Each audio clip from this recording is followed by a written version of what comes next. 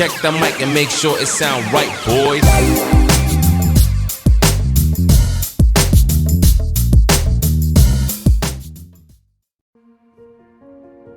You got to keep your mind concentrated.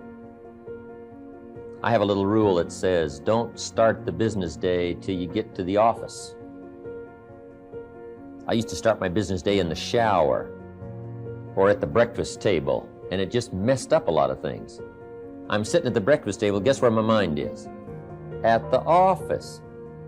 I even got mixed up going to the beach and, trying to, do some relaxing time.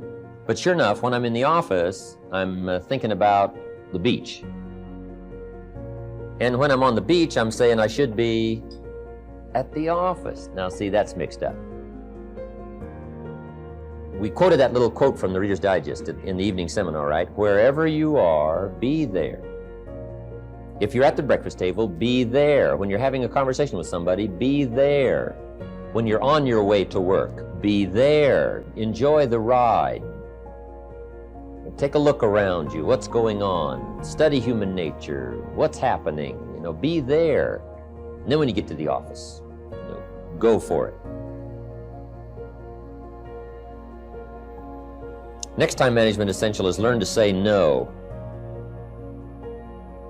Boy, it's easy to overload your calendar, get yourself into all kinds of time management problems simply because you didn't have the strength to say no when you should have said no.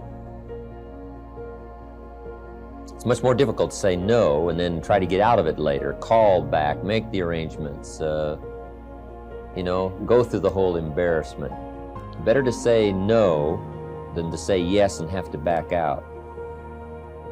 Ron Reynolds has a good phrase that says, don't let your mouth overload your back. That's good. One of the words that destroys everything is called neglect. Neglect. And I found this out. A week of neglect could cost you a year of repair. It isn't worth it. So what to be on the lookout for? Here's the list. If you were making it, you'd have the same list I've got. Right? We're not covering anything new tonight. This is a reminding session, not a teaching session. But it doesn't hurt to go over it again. Here's the list. Attitude diseases. Number 1 is indifference. The shrug of the shoulder. The guy's not even concerned. He's just drifting. This is called the mild approach to life. A disease known as mildness.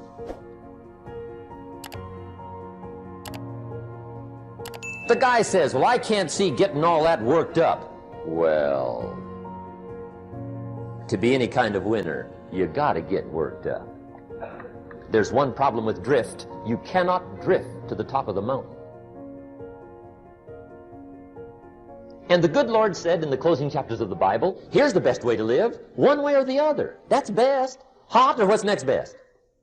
Cold is next best to hot. Not the half-baked middle, lukewarm, not too hot, not too cold. What a sad way to live. I think what it means is pick a direction and go with everything you got. Just pick one and go. Somebody says, yeah, but what if it's the wrong direction? You'll find out quicker. It won't take you 25 years to wake up and say, oh no, I've been walking the wrong road.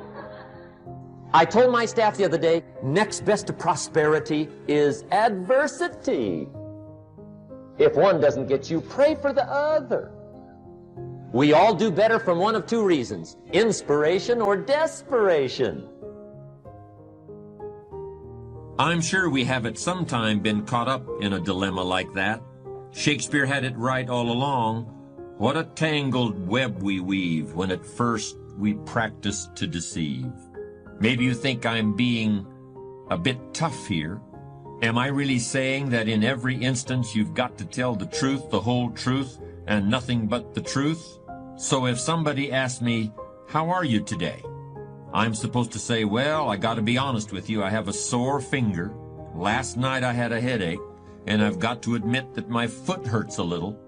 No, that's not what I mean. In fact, I think there are many times when some flexibility with the whole truth and nothing but the truth is called for.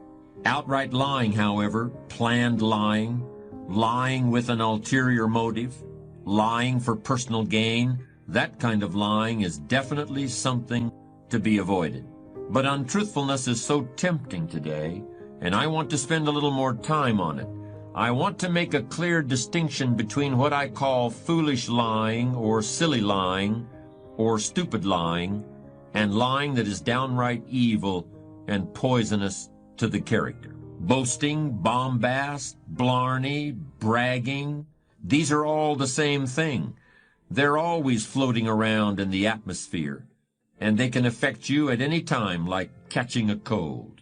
They're mostly harmless unless you start building a whole personality around them, which has definitely happened to some people. A big share of our life is preparing, getting ready. When we go to the first grade in school, we're just preparing for the second grade. After we've finished 2 grades, the 2 grades prepare us for number 3. Sometimes it seems like a long, excruciating time. And the time will just seem like it'll never come when we can finally have the performance that we really want. But it takes time to prepare. It takes time to get ready. And the decisions you make in the preparation time, those are the decisions that last for a lifetime. Preparing to have a good day. It's that preparing, maybe the night before, maybe the couple of days before the day that you're going to put everything together. The preparation for a meeting means that you've taken it serious. The preparation for doing a workshop means you're serious about the workshop. You want to make the best contribution. That kind of preparation is important. But here's preparation that's very vital, and that is to prepare yourself for success. Life seemingly does not wish to waste success on the unprepared. Life says, why waste a fortune on this person? They're not prepared to do the right things with it. They're not prepared to use it wisely. If a fortune was bestowed upon this unprepared person, it would probably be wasted. The people that could have been touched won't be touched. What could have been done won't be done because this fortune will have been wasted on the unprepared person. So not only look for fortune, not only look for the promise, but prepare yourself. And ask of yourself, what can I do to make myself ready? Because remember, life was designed not to give us what we want, not to give us what we need, but life was designed to give us what we deserve.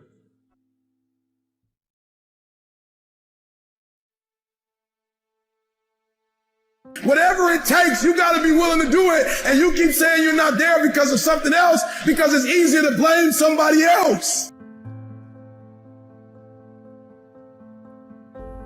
Now that is a friend. Someone who would come and get you. Guess how much you would spend to get me? Right, as much as it would take. Guess how long you would try to get me out? You're right, as long as it would take. That is a friend, someone who would come and get you.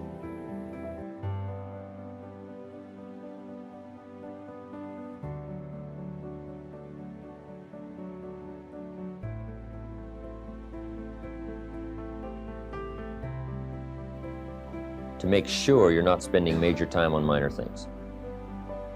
A little phrase I have says, don't mistake movement for achievement. It's not that difficult to get busy. What you have to do is check to see what you're busy on.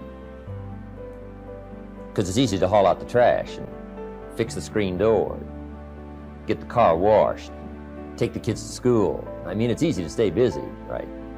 The key is on what? So separate majors from minors.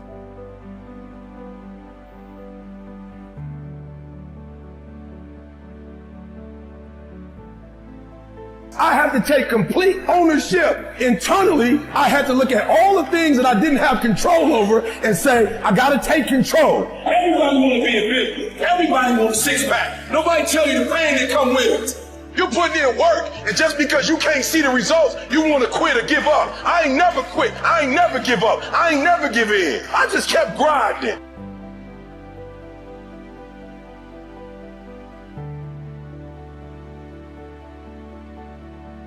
If all you're doing it for is a car and a house, that can stop you. But if you're doing it for your mom, for your siblings, for your family, for your community, nothing can stop you. You cannot be broken.